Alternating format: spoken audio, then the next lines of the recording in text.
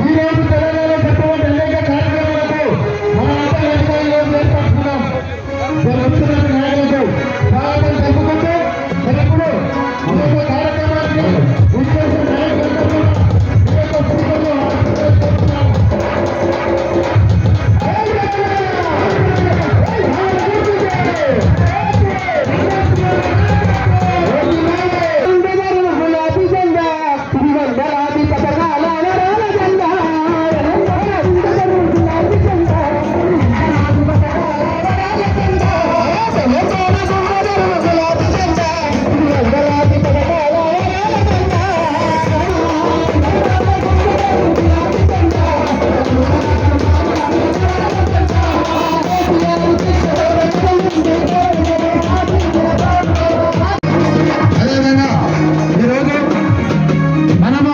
గత 10 సంవత్సరాల ప్రియతమ నాయకులు ఈరోజు అన్నగారి ఉంది కాబట్టి అన్నగారికి పేరు పేరున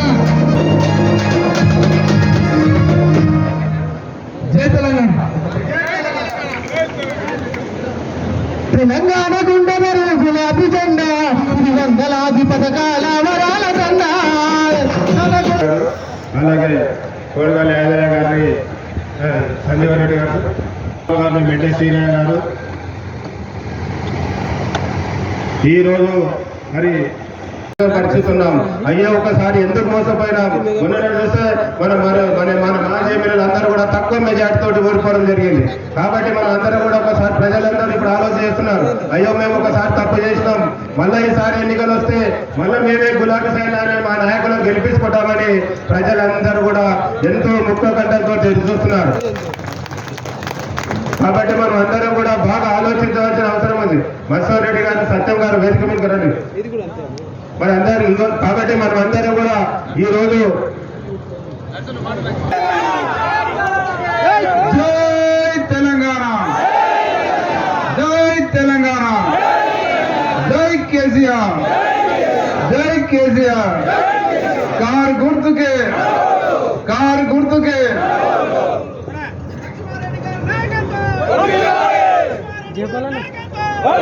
ఏర్పాటు చేయడం జరిగింది. నిన్న నుంచే మొదలుపెట్టి నిన్న ఈరోజు కలిపి 6 మండలాలు కంప్లీట్ అయ్యారు. దీనితో నిన్న బత్తల్ కాన్స్టిట్యూన్సీలోని కృష్ణ మండలం మరి సందర్భంగా ఈ కార్యక్రమం ఇచ్చేసిన మాజీ మంత్రివర్యులు సోదరు శ్రీనివాస్ గౌడ్ గారు, అట్లాగే లోకల్ పక్కా లోకల్ అంతేనా, పక్కా లోకల్ అంటే డబుల్ లోకల్, ఈ పార్లమెంటు మళ్ళీ ఈ మండలం కాబట్టి పక్కా లోకల్. మరి ఎంపీ గారు ఇప్పుడు అభ్యర్థి మరి కాబోయే ఎంపీ గారు మర్రి శ్రీనివాస్ రెడ్డి గారు, అట్లాగే సోదరులు దేవరకద్ర మాజీ సభ్యులు ఆల వెంకటేశ్వర రెడ్డి గారు, ZP vice chairman Kodagal Yadaiah గారు, రామ్మోహన్ గారు, అనంత గారు, శంకర్ గారు, శ్రీకాంత్ గారు, రవీంద్ర రెడ్డి గారు, నరసింహులు గారు, నాగిరెడ్డి గారు, శ్రీనివాస్ గారు, పాండు గారు, శ్రీనగర్ అయ్యా అందరికీ, బాలు గారు, చంద్రన్ నాయక్ గారు, సంతోష్ రెడ్డి, యాదయ్య, లక్ష్మయ్య, సత్యం, అందరు రామరెడ్డి గారు అయితే వేదిక అందరూ ఉగాది పండుగ అయింది, రంజాన్ పండుగ అయింది. 2 పండుగ ఉగాది రంజాన్ పండుగ సందర్భంగా శుభాకాంక్షలు తెలియజేస్తూ మరి ఈరోజు ఈ సందర్భం ఎలక్షన్ మళ్ళీ వచ్చిన సందర్భం మీరు చూస్తూ ఉన్నారు. మొన్న ఏం జరిగిందో జరిగిపోయింది. ఎందుకంటే జరిగిందని ఎవరికి అర్థం కాదు ఇప్పటి వరకు. మాకు కాలే, మీకు కాలే, ప్రజలు కూడా కాలే. ఇక దాంట్లో కింది నుంచి మీదికెళ్ళా అది దాని గురించి ఏం మాట్లాడుకునే సమయం కాదు. దీంట్లో అందరి తప్పులు ఉన్నాయి. అన్నిటికంటే ఎక్కువ మన దగ్గర ఓవర్ కాన్ఫిడెన్స్ పోయింది. ఎంత మనమే ఉన్నాం కదా, ఏది చూసి వైపులో చూసి లీడర్లంతా మనల్ని, వేరే లీడర్లు ఎక్కువ పరిచయం అయింది. ఎక్కడ పోయినా పెద్ద ఎత్తున మీటింగ్లు, ఏ ఊళ్ళో పోయినా 100 మంది 100 కార్యకర్తలు. ఇక అందరూ కూడా ఎట్లయినా మనమే గెలుస్తాలే, 10 ఓట్లు ఎక్కువ తక్కువ ఆగవచ్చు గెలుస్తాం ధీమాతోనే మనం ఈ పరిస్థితి తెచ్చుకున్నాం. నేను చెప్పి అయ్యా ఓవర్ థీమ్ వద్దు, కాన్ఫిడెన్స్ వద్దు, జర గట్టిగా పని చేయాలి. ఎందుకంటే అప్పుడు ముందేళ్ళు తావేలాగా అయిపోయింది. మనం వాళ్ళగా పనిచేసి అవతల వాళ్ళకు పనిచేసిండ్రు. ఇప్పుడు సేమ్ సీన్ రిపీట్ కావాలి. ఆ పోయిన అసెంబ్లీ ఎలక్షన్లో ఏం చేసినామో దాన్ని భిన్నంగా ఈరోజు మనకు అవకాశం ఉంది. ఎందుకంటే కాంగ్రెస్ వాళ్ళు మాయ మాటలు చెప్పి ఓట్లు వేయించుకున్నారు. ఒక్కటా రెండా 420 హామీలు ఇచ్చారు. 6 గ్యారంటీలు, 420 హామీలు. మరి 420 హామీలు కావాలంటే వాళ్ళ జీవితాలు అంటే ఇంకో 10-20 ఏళ్ళు అంటే కూడా చేయలేరు. మరి ముఖ్యంగా వాళ్ళు 100 రోజుల్లోనే 6 గ్యారంటీలు చేస్తామని మాట ఇచ్చిండ్రు. రకరకాల అబద్ధాలు ఆడిరు, మాయ మాటలు చెప్పారు, తొడి మాటలు చెప్పారు, మోసం మాటలు చెప్పారు, ప్రజలు మోసపోయారు. ఇంకోటి కూడా ఏమైందంటే ప్రజలకి అరే ఇసుగా టీఆర్ఎస్ కేసు కారు గుర్తు చేసినాం, దాదాపు 7-8 సార్లు కారు గుర్తు చేసాం, ఒక్కసారి కాంగ్రెస్ కేసు వాళ్ళు ఏం చేస్తారు అని అనుకున్నారు. 7-8 సార్లు అంటే 2014లో ఎమ్మెల్యే కేసులు, తర్వాత ఎంపీ కేసులు, మళ్ళీ అప్పుడే రెండు ఎంపీ ఎమ్మెల్యే కేసులు, తర్వాత ఎంపీపీ, జెడ్పీటీసీ, ఎంపీ అందరూ కేసులు, మళ్ళీ 2018లో వేసారు, 19లో వేసారు, మళ్ళీ ఎంపీపీ, జెడ్పీటీసీ కేసారు. అట్లా 7-8 సార్లు వరుసగా కారు గుర్తు వేసి చూద్దాం ఒక్కసారి చేయి గుర్తు కేసు ఏమొస్తుందో అని అట్ట కూడా కొంతమంది ఆలోచన చేసింది. కానీ వేసి చూసినాక అర్థమైంది వాళ్ళకి.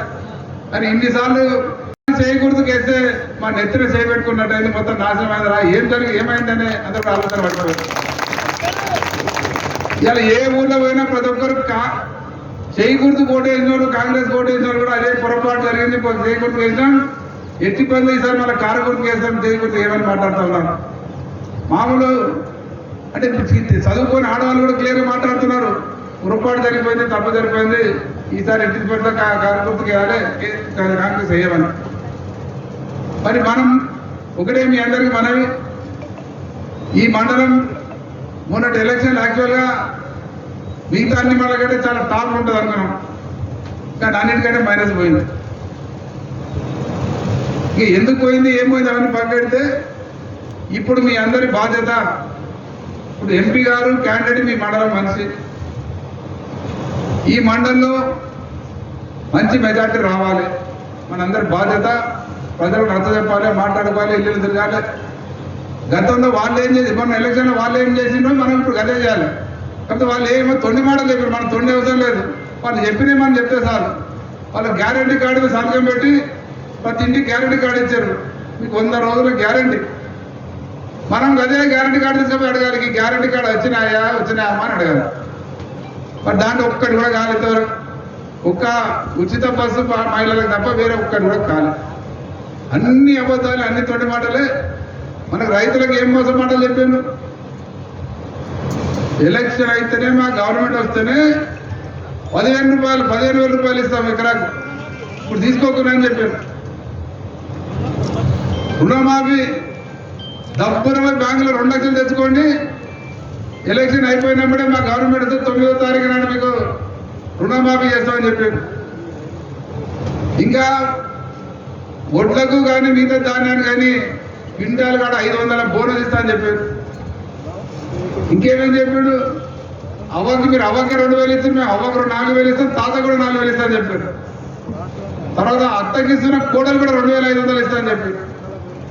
కోడలకు లేదు, అవ్వకు లేదు, తాతకు లేదు, 4,000 లేవు, 2,500 లేవు, 2 లక్షల రుణమాఫీ లేదు, 500 బోనస్ లేదు, ఏది లేదు. దాంట్లోనే ఒకటి తొండి మాటలు కాంగ్రెస్ అంత అప్పుడే అవుతుందా? సంవత్సరానికి 2 సంవత్సరాలు చేస్తారు. ఒకటి మాట్లాడితే ఎంబడే వీడియో పెడతారు మన వాళ్ళు. ఏం వీడియో? రేవంత్ రెడ్డి మాట్లాడాడు, ఏం మాట్లాడాడు?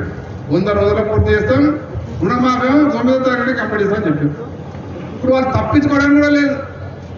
ఏదో మేనిఫెస్టోలో పెట్టినారు, ఎప్పుడన్నా అయితే అన్ని కూడా లేదు. అది వాళ్ళు డేట్లతో సహా ఫిక్స్ చేశారు. 100 రోజులు 6 గ్యారెంటీలు చేస్తాం, రుణమాఫీ 9వ తారీఖు చేస్తాం అని రకరకాలుగా అబద్ధాలు ఆడారు. డేట్ కూడా ఫిక్స్ చేసి కాబట్టి తప్పించుకోవడం కూడా లేదు. ఇంకోటి చేత కూడా అయితే లేదు. ఇలా మనం చూస్తూ ఉన్నాం, తెలంగాణ కొరకు అందరూ కలిసి పోరాటం తెలంగాణ రాష్ట్రం తెచ్చుకున్నాం. తెలంగాణ వచ్చిన తర్వాత రాకముందు ఎట్టుండే వచ్చిన తర్వాత అందరూ కూడా చూస్తా ఉన్నాం. గతంలో తాగడగా నీళ్ళు లేవు, తిన్నాటి తిండి లేవు, రోడ్డు సరిగా లేవు, అన్ని భయంకరమైన పరిస్థితి ఉండే, కరెంటు లేకుంటుండే. మరి అలా మన గవర్నమెంట్ వచ్చిన తర్వాత ముఖ్యమంత్రి కేసీఆర్ గారు పట్టుదలతోని గ్రామాన్ని నీళ్ళు ఇచ్చింది, ఇంటికి నల్లాలు వచ్చినాయి, రవాణా కరెంట్ వచ్చింది. జనరేటర్ పెట్టిరాగా, జనరేటర్ లేదు కదా, జనరేటర్ లేదు. కాంగ్రెస్ గవర్నమెంట్ ఏముంటుండే, అర్ధ గంట సేపు మీటింగ్ పెట్టాలని పక్కన జనరేటర్ కావాలి. ఎప్పుడు పోతుందో తెలియదు, కరెంట్ ఎప్పుడు వస్తుందో కాబట్టి జనరేటర్ పక్కన కొట్టుకుంటున్నారు. ఇలా మరి ఇలా జనరేటర్ లేకుండా ఇలా కరెంట్ 24 గంటలు కరెంట్ ఇస్తున్నారు రైతులకు.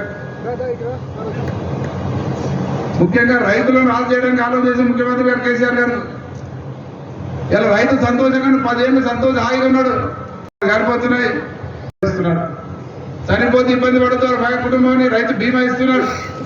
మరి ఆ రైతు బంధు మన ప్రభుత్వంలో 2018లో మొదలైతే మొన్నటి వరకు ఒక్కసారి కూడా ఇబ్బంది కాకుండా సరిగ్గా టైంకి ఖాతాలోకి పెట్టుబడికి వచ్చేది.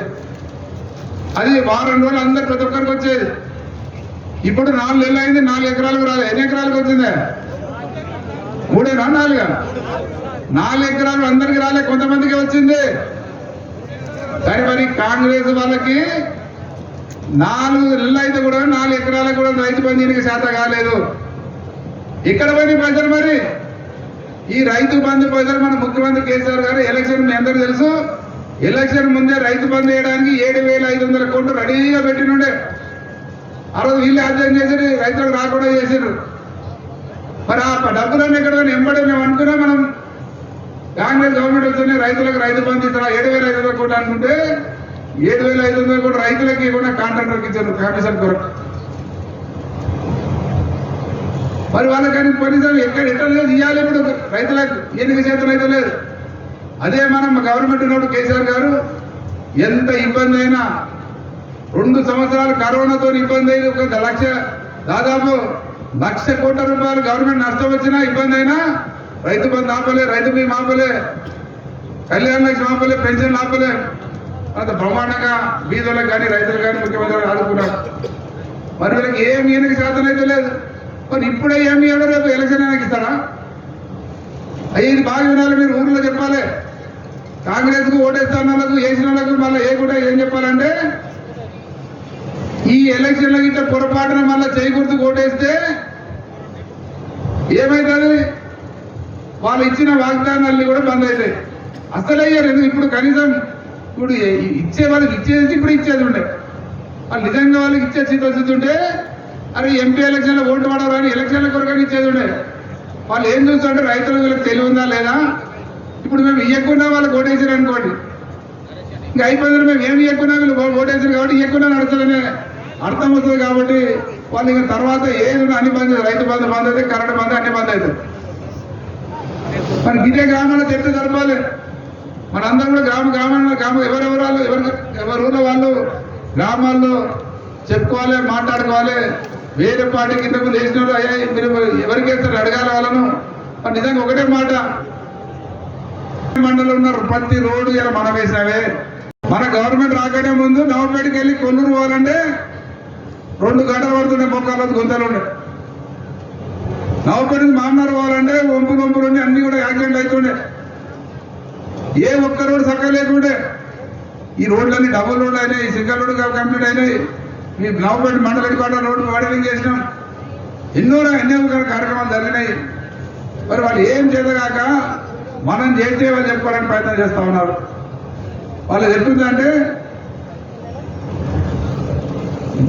1,60,000 ఉద్యోగాలు మన గవర్నమెంట్ ఇచ్చి ఇంకా 30,000 ఉద్యోగాలకు నోటిఫికేషన్ చేసి ఎగ్జామ్ అంతా రెడీ అయింది.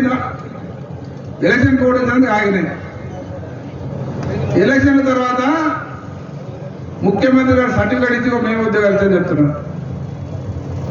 ఇది ఎంత అన్యాయం అందరూ ఆలోచన చేసుకోవాలి. అంటే ఎత్తున్నది అంటే పెళ్లి కాకుండానే ఇక అవన్నీ మాట్లాడుతుంది. మీకు సంబంధం లేని నేను చేశానంటే ఏం పద్ధతి, ఏం కథ. నిజంగా వాళ్ళని చూస్తే నా వల్ల 7 వల్ల అర్థమైతలేదు. అటువంటి ప్రభుత్వాన్ని తెచ్చుకున్నాం. మరి ఇప్పటికైనా అయ్యా మీ మండల నాయకులందరూ కూడా దయచేసి మీకు కోరుతా ఉన్నాను. కొన్ని దగ్గరలో ఏమైందంటే లోకల్ లీడర్ల మీద పంచాయతీ, లోకల్ పంచాయతీ సర్పంచులను కూర్చోబెట్టుకొని ఇక్కడ ఉంటే వాడు అక్కడ రకరకాల జరిగిన కారణం. ఉదాహరణకు నాగిరెడ్డి ఉంటే ఏమో ఎప్పుడు ఒక కూర్చున్న నాగిరెడ్డి అయినా ఈయనదే నడవాల, ఈసారి కొడదామని అడుగుతారు. ఆడ నాగిరెడ్డి తిడుతూ నన్ను ఓడగొట్టారు, నేను ఓడిపోతే కేసీఆర్ ఓడదు అనుకోలే వాళ్ళు. ఉదాహరణ నాగిరెడ్డి కాదు, రకరకాల కారణాలు ఇవన్నీ అయిపోయినాయి. మరి మనం గెలిపించినా ఓడగొట్టినా గెలిచినా ఓడినా ప్రజల్లో ఉందాం, ప్రజలకు పనిచేద్దాం, మరొక కష్టపడదాం. మీ అందరికి ఎప్పటికి అండగా ఉంటాం. మీకు ఏ ఆపద వచ్చినా ఏ పని వచ్చినా పడుకొని మేము ఈ గ్రామంలో మెజార్టీ తెచ్చే బాధ్యత మీది. ఎందుకంటే ఎంపీ ఎలక్షన్లు అయిపోతే మళ్ళీ మీ ఎలక్షన్ స్టార్ట్ అవుతాయి. సర్పంచ్ ఎలక్షన్లు, ఎంపీటీసీ, జెడ్పీటీసీ, మిగతా ఎలక్షన్లు వస్తాయి. మరి ఈ ఎలక్షన్ మీద మీ అందరి భవిష్యత్తు మొత్తం మన తెలంగాణ భవిష్యత్తు ఆధారపడి ఉంది. ముఖ్యంగా మరి మేము ఇప్పుడు ఈ పార్లమెంట్లో 7 మంది కూడా మాజీ ఎమ్మెల్యేలో ఉన్నాం. మరి ఎంపీ గారు మళ్ళీ గట్టి గెలిచి ఎంపీ గారు మాకు తోడుంటే మీ అందరితో పనిచేయడానికి అవకాశం ఏర్పడుతుంది. ఇవన్నీ దృష్టిలో పెట్టుకొని ఏ రకంగా చూసినా నేటివ్ మండలి పక్కా లోకల్ కాబట్టి మరి లోకల్ క్యాండిడేట్కు పెద్ద మెజారిటీతో గెలిపించాల్సిన బాధ్యత మీది. పోయినసారి దానికంటే ఏదైతే నష్టం జరిగిందో ఆ నష్టం కంప్లీట్ చేసుకుంటూ డబుల్ మెజారిటీ రావాలి. పోయిన 18 ఎలక్షన్లు ఏమొచ్చిందో దగ్గర ఆ మెజారిటీ రేపు తెచ్చేయవలసిన బాధ్యత మీ అందరి మీద ఉన్నది. దయచేసి రేపటి నుంచే మండల నాయకులందరూ కూడా ఎక్కడికక్కడ గ్రామాలు తిరుగుదాం.